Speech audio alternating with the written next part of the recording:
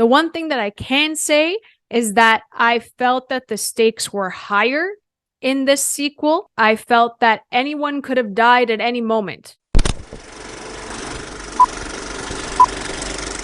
Hey everyone, welcome back to Candid Cinema. I'm Amanda, otherwise known as AMX ND Reviews on Twitter, Instagram, and Letterboxd. Today I will be reviewing Wakanda Forever, directed by Ryan Coogler. I want to give a huge shout out to Disney for giving me the opportunity to watch this ahead of its release date, and it is a movie that balances a lot of things as a sequel. And I think that Ryan Coogler did the best that he could to make a very complex and layered sequel that was so beloved by everyone around the world. It is a sequel that has to introduce new characters, has to push the development of other characters forward and integrate them into the MCU structure for the future. It deals with the exploration of grief from a spiritual standpoint and from a scientific lens, something that's black and white. There's no room for a gray area in regards to spirituality. And I think that it deals with how everyone grieves differently for these characters specifically. And then that's in the plane within the movie making, the magic of movie making, and the task that Ryan Coogler and the rest of the cast and crew had to deal with, all while constructing a love letter to T'Challa and to Chadwick Boseman. And to a certain degree, everything that I just said seems impossible. It sounds impossible for a sequel to have all of this. And even though this movie carries such a strong emotional connection to Wakanda, to these characters, to Queen Ramonda, who's played by the absolutely iconic and wonderful and stunning Angela Bassett, who was a complete scene stealer. It was a fantastic performance. You have what Shuri has to go through as she lost her older brother, and some things fall on her shoulders. Really does. And she doesn't process grief the same way that Queen Ramonda is going to process that grief. The same thing with Okoye, who is a general, played beautifully again by Denai Guerrero. She's still one of my favorite characters in this entire franchise. It is an exploration of how grief can turn into other emotions and how to process it. We have to move forward, but does that grief actually go away? What does it turn into? And that's what is explored with Shuri. I'm going to kind of focus on Shuri a bit, on Letitia Wright.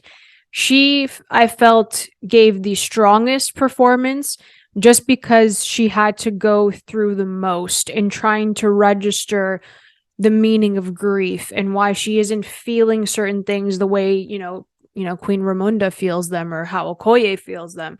And it's really quite nice to see a film like this show so many different perspectives on how to grieve and that it's okay to grieve in certain ways. For Shuri, there's no gray area. Everything is black and white. She studies science. She's tied to her AI. She internalizes all of this and she keeps it on lock. It's like a vault. Doesn't talk about T'Challa because it brings her pain. People do that. People completely turn off. They don't want to feel anything anymore. That is what she ends up doing. But in the end, as her story progresses, it does hurt her and it changes her. It really does. And there are a lot of things that had to happen because of the context of the movie and the sequel in how to integrate this into the future of the MCU.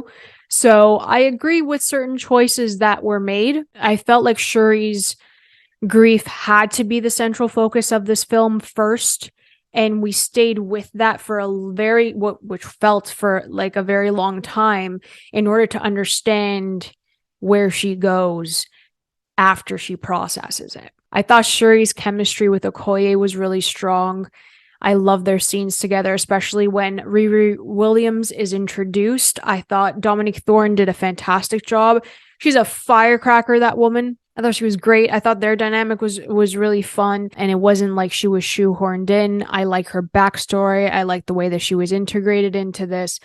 and it worked. Apart from that, we have Everett Ross, who comes into the mix again. It's always great to see Martin Freeman, and I love that he has such a strong tie to the Wakandan, to Okoye and to Shuri at this point, and I really love the inside jokes. You know, the colonizer jokes are always fun, and they landed a couple good ones in this movie, and they were great. Again, it's not that it's emotionally heavy the entire film. There's some great jokes back and forth, but you feel the weight of what happens with Wakanda. What happens when King T'Challa passes away? We see what the nation becomes. We see that people try to obviously steal the vibranium. That's like textbook. That's always going to happen for Wakanda. And then we get introduced to the Talokan, to this underwater city in the Atlantic, and we meet Namor, played by Tenoch Huerta. I hope I pronounced his name right, because he was fantastic. He was diplomatic, intimidating, but also extremely compassionate at the exact same time for his people. He's a very loving person. He's a misunderstood villain in this case, and I really love that he has something to fight for as Namor. Now, these are a lot of introductions. These are a lot of things to take care of. As I said, this is a sequel to Black Panther. It's a direct sequel to Black Panther. And everything that came in between, whether it was for like Infinity War and Endgame, all of that stuff, like that didn't feel like it even happened in regards to what happened in Wakanda Forever. And that's fine. It felt like a direct sequel to the first one, which is something that you needed to do.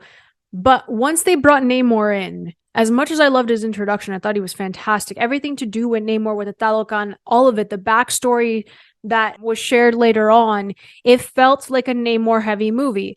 There's so much lore for Namor, and it's kind of impossible to not have majority of the screen time kind of like focus on him too. Like the whole second act felt a bit jumbled because they were trying to explain a lot. It was a lot of exposition in regards to Namor and, you know, how he became the person that he is, the god that they are considering him to be. So I thought it was fascinating. I really love his story, and I feel like there's a lot of connectivity between the Talokan and the Wakandans, and that's what they show, that these two nations have gone through similar things in different ways, and I think that that is the tie. Grief is the tie, loss is the tie, love is the tie, unity is the tie, and it's different ways of getting it and achieving that for your nation. So I think that it's really strong in that way. All of that stuff was interesting to watch. But at the same time, it felt like it was too much in a sequel. I think this one really suffered from sequel syndrome in trying to be bigger and better while telling a very intimate, emotional story. And there are some things that could have been like trimmed. It's a lot to digest. There are things that happen in this film that I didn't quite expect. There are threads that will come in later. And it's just a film that did a lot. I'm not saying I didn't enjoy watching it. I'm not saying that it's bad. I'm saying that it suffered from trying to do a lot. There were 3 different editors on this project, and you could tell that the pacing was off. It had a lot of trouble trying to find its footing. When it did, there were some great moments. I thought the fight choreography was also really strong. Different suits that came into play. And I like the combat, especially with the Talokan. They fight differently, but almost like similar to the Wakandans. So I thought that it was a very fair matchup. The one thing that I can say is that I felt that the stakes were higher in this sequel. I felt that anyone could have died at any moment. And I think that's what's been missing from a lot of Marvel films that I've kind of like brushed off at this point. But for me to feel like, oh crap, like this character could die, I haven't felt that way in any of the Marvel films that I've been watching, in any of the shows that I've been watching. And this is the first time out of Phase 4 that I'm like, oh, okay, like I feel this. So once you get that feeling, you're like, this is what I've been messing for like the past 4 or 5 movies, which is interesting. So I felt that was strong. I feel very mixed about it. I absolutely loved the costume design from Ruthie Carter. She's an Academy Award winning costume designer, and I loved what she did with the Talokan. I love that there were like little enhancements for the Wakandan costumes as well. It was beautiful. I loved Winston Duke in this, but like, when do we not love Winston Duke in anything? There's some great aspects to Wakanda Forever. Really strong aspects. Does it come close to the first film? No. I think there was a better sense of direction. There's a better sense of the tone of the film and what they wanted to make. And then in this case, there are a lot of things that come in that are just a bit too all over the place for me. It's really weird because I didn't feel the runtime, but the pacing was off in that case. So it's a mixed bag. It's a good film. It's emotionally draining. So I'm sitting at like a 3.5, maybe 4 out of 5. I don't know yet. I don't know. I have to watch it again on Thursday to kind of see where I'm at, but I'm sitting at a 3.54. That's my final. If you guys have watched Wakanda Forever, let me know your thoughts on it. Let me know if you love Namor. Let me know which character really stood out to you. If you guys enjoyed this review, please like and subscribe. You can always follow me over at AMXNDA Reviews on Twitter, Instagram, and Letterboxd. I'll catch you guys next time. Keep watching movies.